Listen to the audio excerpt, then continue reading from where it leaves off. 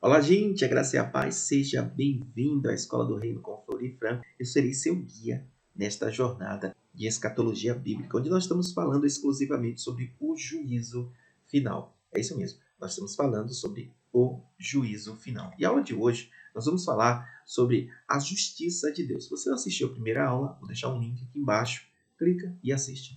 Fica conosco até o final, que tem coisas maravilhosas chegando.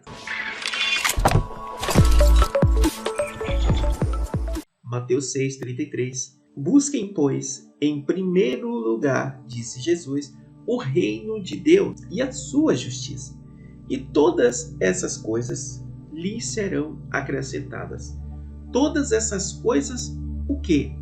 Jesus está falando sobre as nossas necessidades. Porque no contexto ali, a gente pode ver que os discípulos eles estavam preocupados com aquilo que comer, com aquilo que beber, com aquilo que vestir, as necessidades. Todos nós temos as nossas necessidades, mas no reino, grave isso aí, no reino nós não temos que ter consciência de necessidade. Por quê? Porque Jesus ele já supriu todas as nossas necessidades. Efésios capítulo 1, versículo 3 diz que bendito seja o Deus e Pai do nosso Senhor Jesus Cristo, o qual nos abençoou com todas as bênçãos nas regiões celestiais.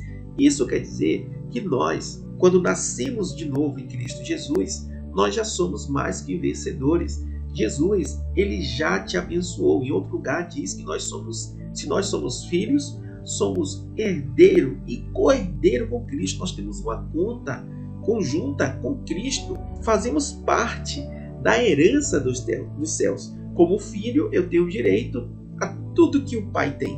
E como cidadão, eu tenho direitos a tudo que o reino dele tem. Eu sou filho de Deus e eu sou cidadão do céu.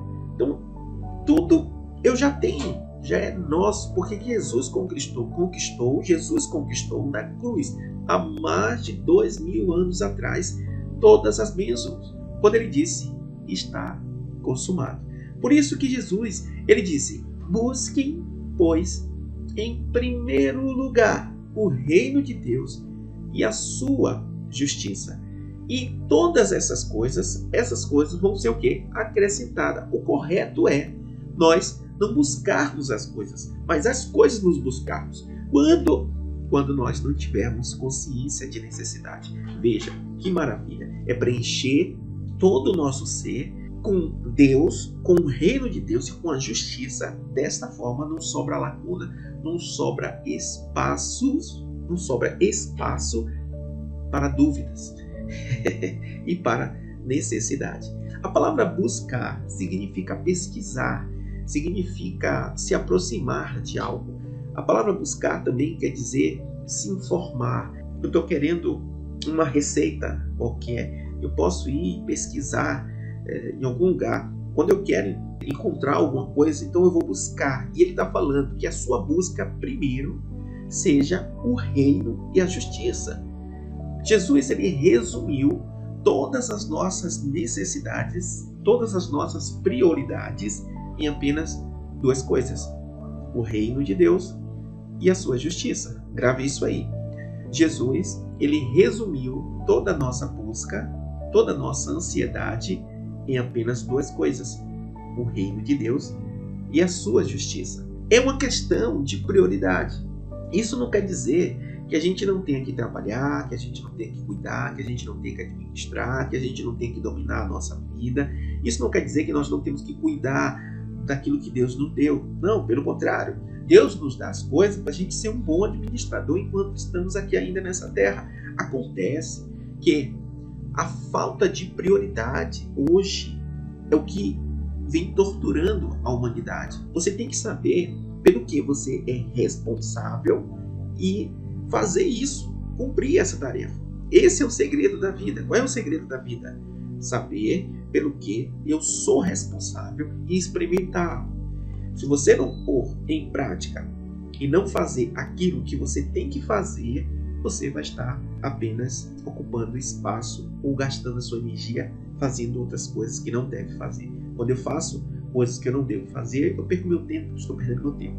Então Jesus, quando entrou na casa das irmãs Marta e Maria, Maria, logo que viu Jesus, ela se assentou aos pés e ouvia tudo que Jesus falava. Marta, por sua vez, ela ficou inquieta, a Bíblia fala inquieta ou agitada mentalmente, fazendo várias coisas. Vira-se para Jesus e diz: mestre, tu não se incomoda? Agora Jesus vai se incomodar por alguém estar ouvindo ele? Não. Tudo que Jesus quer é que a gente ocupe a nossa mente com uma coisa só. A nossa mente e as nossas emoções com o reino dele.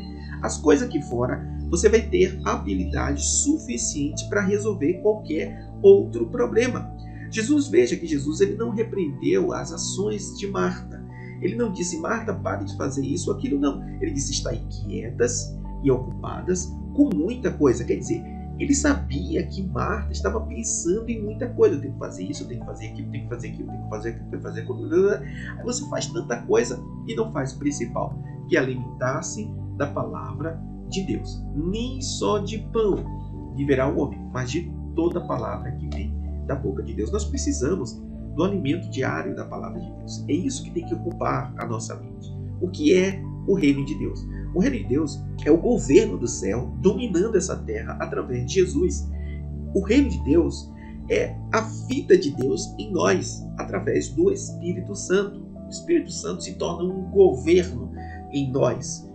Jesus, ele está no céu, mas a sua palavra está aqui viva entre nós. E isso faz com que o reino de Deus seja o domínio dos céus nessa terra, ou a influência de Deus, onde transmite a sua glória, o seu poder, a sua cultura e transforma o ambiente onde está. Isso é o reino de Deus. Ele quer contar contigo para influenciar essa terra e para que nós possamos agir como um embaixador deste reino. Então o reino não é uma democracia. Nada errado com a democracia, pelo contrário, a democracia hoje é o melhor estilo de governo que existe hoje nesta terra. Mas o reino de Deus não é uma democracia, porque senão a gente queria colocar Jesus no poder. Não fomos nós que escolhemos ele, ele nos escolheu e nos designou. Não fomos nós que fizemos dele rei, ele nasceu rei. O rei, ele nasce rei, Jesus nasceu rei. Então o reino de Deus é o poder de Deus. E no reino, o rei ele tem a palavra absoluta. O que ele fala é lei. Jesus é lei. Porque vocês me chamam de Senhor e Senhor, Jesus disse, e não faz aquilo que eu vos mando. Se ele é rei, ele é Senhor. Se ele é Senhor, eu tenho que ouvir o que ele fala, guardar e praticar. Essa tem que ser a sua vida como súditos desse reino, para que as coisas fluam e que você possa viver uma vida abundante nesta terra. Busquem, pois, pesquise, entendam, compreendam o reino de Deus, assim como a justiça também. Busquem a justiça, busquem, compreenda, pesquise, se aproxime da justiça de Deus, porque a justiça de Deus é a garantia da nossa herança. Jesus é a justiça de Deus. Aleluia, glória a Deus. E a justiça foi o maior ato de justiça, o maior ato de justiça que aconteceu nessa terra foi o que Jesus Cristo fez naquela cruz. Foi o maior ato de justiça, onde houve uma troca legal. Jesus, legal para Deus, certo? Do ponto de vista de Deus, uma troca legal, onde Jesus ele foi imputado com castigo e recebeu toda a punição pelo pecado para nos transferir, nos tornar filho e justo diante de Deus, onde nós não merecíamos. Então Jesus ele foi castigado pelos nossos pecados, nós nos tornamos justos. Hoje eu recebo a justiça de Deus, não por mim, pelo meu próprio esforço, mas pela graça do nosso Senhor Jesus Cristo. Foi assim que ele quis. E nós temos que receber, porque nós cremos no coração para fazer firmar a justiça. Cremos o quê? Cremos que Jesus ressuscitou dos mortos e confessamos com a boca que ele é o nosso Senhor e Salvador. Desta forma nós somos salvos. A justiça eu não alcanço pelos meus próprios esforços. Foi isso que Jesus ele falou lá no início de Mateus 6. Veja comigo Mateus 6, verso 1. Tenham cuidado de não praticar as suas obras de justiça. Veja aí. Tenham cuidado de não praticar suas obras de justiça diante dos outros para serem vistos por ele. Se fizerem isso, vocês não terão nenhuma recompensa do Pai Celestial. Vou ler de novo. Tenham cuidado de não praticar as suas obras de justiça diante dos outros para serem vistos por eles. Se fizerem isso o quê? Tentar fazer a sua justiça pelo seu próprio esforço, vocês não terão nenhuma recompensa do Pai Celestial. Jesus, ele fez a justiça. O que eu faço hoje não é capaz de me justificar diante de Deus. As minhas obras, é isso que ele está falando, não é capaz de me tornar justo. Se eu tento ser justo por meu próprio esforço, pela minha própria obra ou pelo aquilo que eu faço, isso na Bíblia chama-se obras mortas, porque não tem efeito para me salvar. O único ato, a única obra que tem efeito para me salvar foi a obra da cruz, porque sem derramamento de sangue não há remissão de pecados. Então essa é a justiça que foi feita na cruz. Jesus Cristo foi morto uma vez por todas para perdão dos nossos pecados. Nós recebemos Ele quando cremos no coração, ouvimos a palavra, cremos no coração, confessamos com a boca. Desta forma nós somos salvos. Romanos 10:10. Veja comigo Hebreus capítulo 5. Hebreus capítulo 5. Você tem uma Bíblia aí? Pega a sua Bíblia, faça suas anotações, elabora seus próprios estudos. Hebreus 5:10. Sendo designado por Deus sumo sacerdote, segundo a ordem de Melquisedeque. Está falando de Jesus, que foi designado por Deus, não segundo a lei, mas segundo a ordem de Melquisedeque. Quem é esse Melquisedeque? Você já ouviu a pregação ou alguma pregação sobre a ordem de Melquisedeque? Uma pergunta que eu estou fazendo. Já ouviu? Fica conosco, tem coisa maravilhosa chegando agora. Eu espero que nesse estudo a gente tenha tempo para a gente falar sobre a ordem de Melquisedeque, mas deixa a dúvida aí. Escreve conosco, deixa sua dúvida ou sua resposta, se você já ouviu falar sobre a ordem de Melquisedeque lá no grupo, no WhatsApp. Fala conosco. Vamos ver. Vamos continuar aqui. Hebreus 5:11 diz, quanto a isso é o quê? A ordem de Melquisedeque, ele está falando. Temos muito a dizer. Ou seja, ele estava dizendo aqui que ele tinha muita coisa para falar sobre a ordem de Melquisedeque. E é um assunto que hoje na igreja a gente pouco ouve. E se é que ouve, né? Mas o autor aqui de Hebreus, eu acredito que seja Paulo, ele está dizendo, eu tenho muita coisa para falar a respeito da ordem de Melquisedeque. Coisas difíceis de explicar. Porque vocês, ele fala para a igreja, vocês se tornaram lindos para aprender. De fato, versículo 12. Embora a esta altura já devessem ser mestres, vocês precisam de alguém que lhes ensine novamente os princípios elementares da palavra de Deus. Esses princípios elementares é o conhecimento básico da palavra de Deus. Elementares quer dizer básico, ou essencial, é básico. Estão precisando de leite e não de alimento sólido. O que ele está falando aqui no contexto aqui desses versículos? Ele está falando que a ordem de Melquisedeque é um assunto que requer mastigar para entender. É alimento sólido. O leite você só suga. E os princípios elementares representam o leite. Entenderam? Vou ler de novo. Hebreus 5:12. De fato, embora a esta altura já devessem ser mestres, vocês precisam de alguém que lhes ensine novamente os princípios elementares da palavra de Deus. Então, o povo está acostumado só com leitinho na boca, só quer leitinho, que é coisa básica. O que é isso básico? São esses elementos, esses princípios elementares. E ele fala aqui no versículo 13, ele vai começar a falar sobre os princípios elementares. Quem se alimenta de leite ainda é criança. Ou, em outras palavras, eu poderia dizer assim, quem se alimenta desses princípios elementares ainda é criança e não tem experiência no ensino da justiça. Olha aqui a justiça de novo. E essa justiça, Mateus capítulo 6, não é a justiça do homem, tá, gente? Não é a justiça do homem, é a justiça de Deus. E a justiça de Deus tem o nome, é nosso Senhor Jesus Cristo. Então ele está falando que quem se alimenta de leite, ou, em outras palavras, quem se alimenta dos princípios elementares. A gente tem que avançar no conhecimento. Ele queria avançar, mas não podia porque as pessoas se tornaram difíceis de aprender esse assunto. Então você tem que ficar voltando, ensinando. O mesmo assunto sempre, os mesmos princípios elementares básicos, e a igreja não cresce. Então essa era a queixa de Paulo que ele estava fazendo aqui. Mas, veja comigo o versículo 14 aqui, mas o alimento sólido é para os adultos, os quais, pelo exercício constante, tornaram-se aptos para discernir tanto o bem quanto o mal. Quando você já é adulto, você já sabe o caminho a seguir. Você sabe se vai para o lado A ou o lado B. Você sabe o que é certo e o que é errado. Por quê? Porque você é experimentado na justiça de Deus. Hebreus capítulo 6, pega a sua Bíblia aí, faz as suas anotações, elabora os seus estudos agora. Hebreus capítulo 6.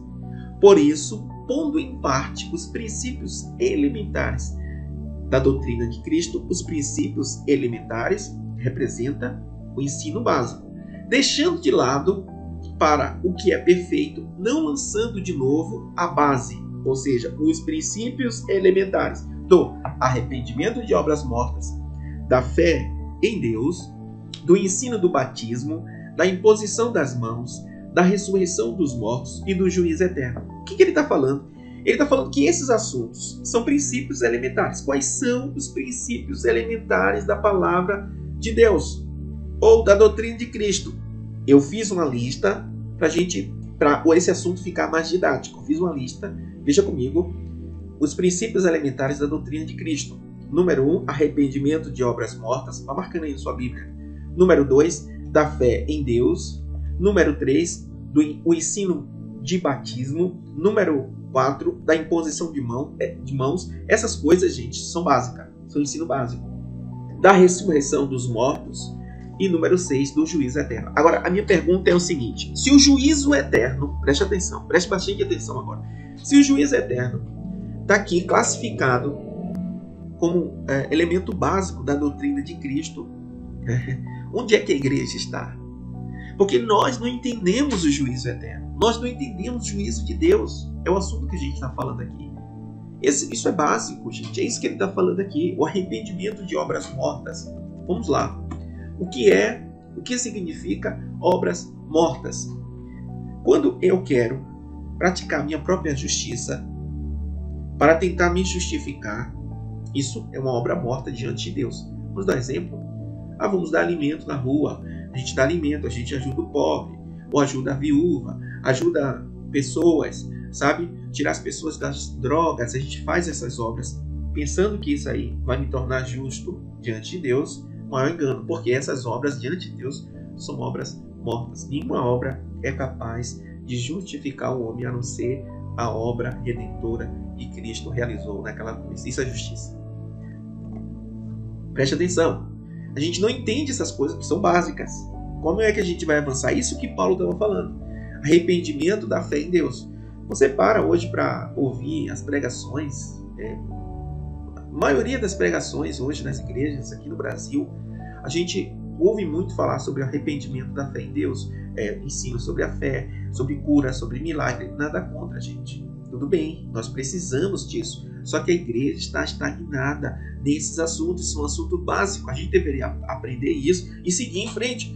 Veja só o que ele disse lá no finalzinho do capítulo 5 de Hebreus. Ele disse que queria falar sobre a ordem de Melquisedeque, que é um outro assunto mais avançado. Mas o povo se tornou tardio em ouvir. Eles já deveriam ser mestres, porque está sempre ouvindo. E, na verdade, a igreja ela tem que avançar no conhecimento. Ela tem que avançar na doutrina de Cristo. O ensino do batismo, ensino básico. Vocês estão entendendo? Ele classifica esse ensino como básico. Da imposição de mãos, ele está falando do milagre, da cura, da ressurreição dos mortos. Ressurreição dos mortos é assunto básico. E hoje a igreja ela fica debatendo quem vai ser salvo, quem não vai ser salvo. Você vai ser salvo, você não vai ser salvo. A ressurreição será antes, o arrebatamento vai ser antes ou vai ser depois? Não entende isso. E não entende por quê? Porque não entende a justiça de Deus. E o juízo eterno. Gente, Se as pessoas hoje na igreja estão debatendo sobre esses dois últimos assuntos, como é que vai conseguir chegar no pleno conhecimento de Deus? Isso aqui é básico, gente. O autor ele quer falar sobre a doutrina, a ordem de Melquisedeque. Vamos lá. Nós estamos aqui nesse estudo falando sobre o juízo eterno. E eu quero apresentar para você sobre a justiça de Deus. Se você entender a justiça de Deus, você vai entender todos esses 6 princípios aqui. Na próxima aula a gente vai começar a definir o que é a justiça de Deus. Fica conosco, tem coisa maravilhosa chegando. Chegamos ao final. Gente, eu espero agora que você volte e assista de novo. E de novo, pegue a sua caneta e faça suas anotações. Grande abraço, até a próxima. Deus abençoe.